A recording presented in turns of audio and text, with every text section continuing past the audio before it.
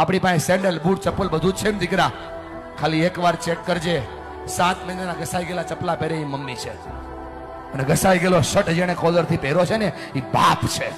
તમને ફરક પડે કે ના પડે, એમને ફરક પડે છે.